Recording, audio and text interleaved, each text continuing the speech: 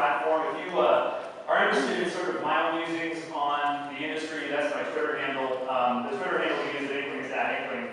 We are a publishing platform that started out with the iPad, and we started out thinking about the most difficult content there is today in print, bringing that to digital and bringing it to the iPad, which was textbooks. So we've gone way beyond that. We now publish all of our content into a really advanced HTML5 reader for any modern web browser, Chrome and Safari to start. And we've also started to release our content to the iPhone, and it's absolutely gorgeous in all of these contexts. So if you like what I'm showing you, there's a whole team back in San Francisco. We're roughly 100 people now. They're all going to be watching to see what you think. So say good and bad things as you see fit about what I'm showing you. There's a little bit of philosophy that I always like to start with. The book as a print device is one of the most important information technology devices in human history. It's been used to communicate information through the ages for hundreds and hundreds of years, and it's difficult to argue that even the internet has surpassed the book as a means of communication to advance humanity. But it's just a canvas. It's just a canvas for information that has constraints and opportunities like any other canvas, a postcard, these projectors. Books allow us to print things very inexpensively. There's no blue screen of death. You don't forget your password. And they're very, very durable. I can put them on the shelf and wait 100 years and go grab the book again and it works just fine. These are opportunities, but there are constraints like the printed page, where to get more content onto that page, I have to shrink the font size or remove some images. This is a totally different canvas. The iPad is just that. It's a canvas for information, but it has a whole different set of opportunities and constraints. Constraints like it's $500 before you can put anything on it.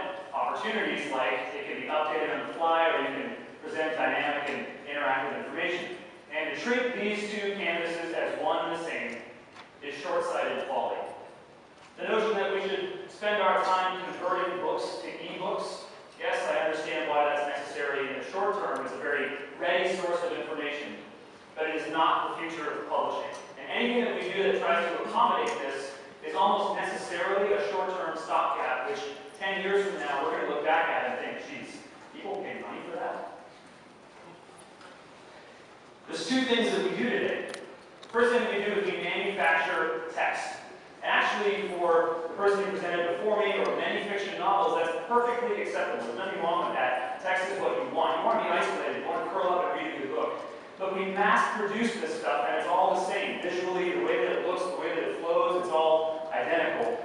And there's a huge machine overseas to produce these titles for us as publishers that we don't have to think about. Now, the alternative is to see these beautiful apps that sit in the App Store. But those are what we call at Inkling Fabergé eggs. They're these handcrafted, hand-coded, hand-tuned works of art that cannot scale and cannot bring us to the $60 billion in publishing revenue that we have in the United States today if we have to have legions of developers sit there and hand-tune things. It's an endless maze that doesn't scale.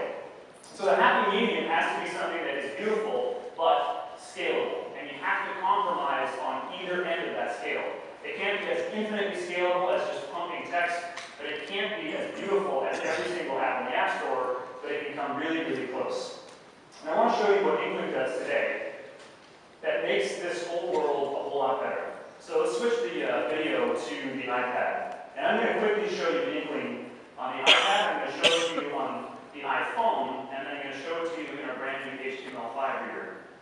So the Inkling app down there at the bottom, I'm going to crack it open, and you see my home screen has all the titles that I have downloaded. You'll see Pearson content, Wiley content, O'Reilly content. And to hop into a textbook as an example, here's Campbell Biology. It's Pearson's best-selling science title.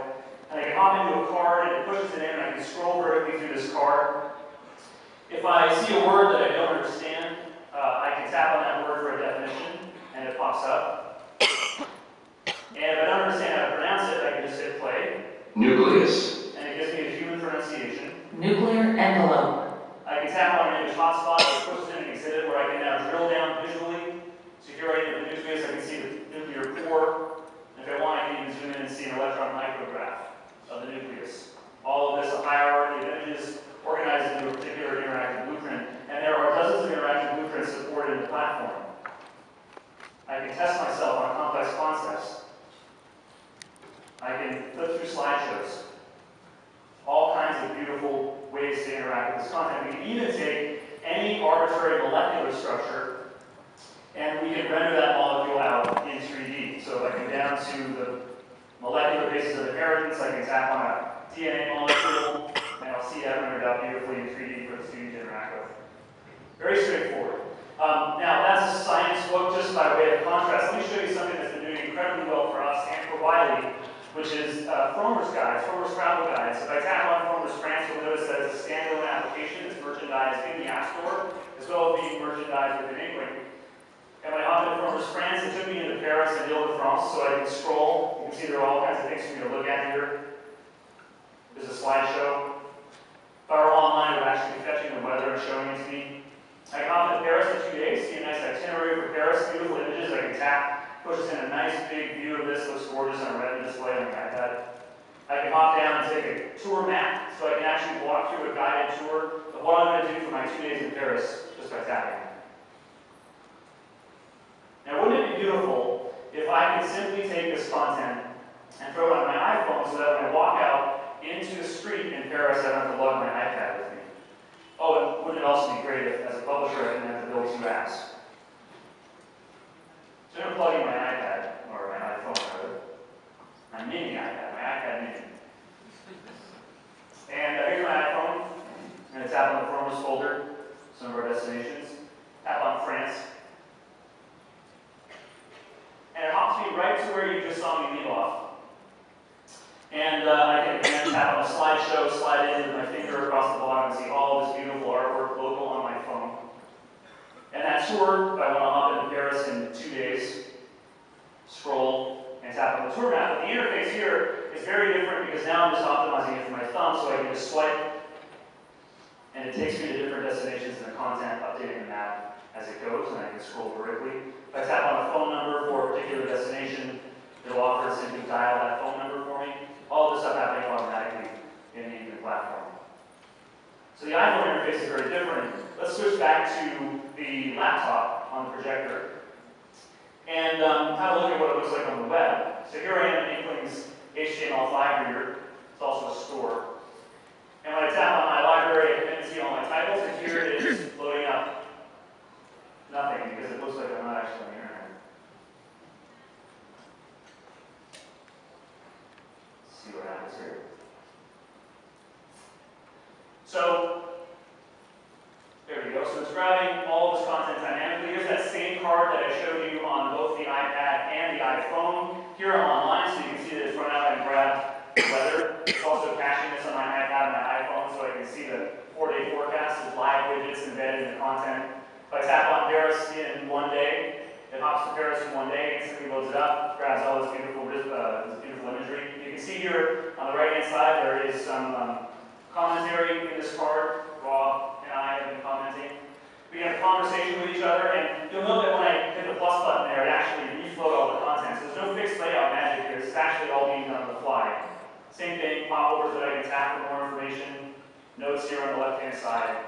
Absolutely gorgeous experience on the web too. And you can imagine that for a person who uses this kind of content, whether they're learning how to garden in the backyard, whether they're looking to travel to Paris, sometimes you want to sit in front of your computer to get this data, sometimes you want to have it on your iPad, sometimes you want to have it on your iPhone, and you definitely don't want it to look junky in one place versus another. It all has to look beautiful as it does here in Inkling.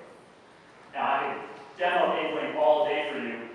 There's so much cool stuff in the platform, and I encourage you to go grab 2 chapters of any of the books that we offer and try it for yourself. But I'll tell you a little story about how we got to where we are. When we came into this, we were really surprised by how messy the publishing industry is. There's some laughter. Now we're nerds from Silicon Valley, so we came in expecting to see all kinds of databases with all this content nicely structured, and we were just going to sort that stuff out and make it into beautiful Inkling experiences. And as it turns out, the publishing industry has not done a great job of managing its data. So we had to come in and start to untangle this huge mess of data, figure out what was what assets belong to what titles, in order to produce content and have people collaborate around solving for that problem. And so we did what we do. We set to writing software tools to help deal with this massive problem. And so the Tools for Change conference in February, we introduced Inkling Habitat.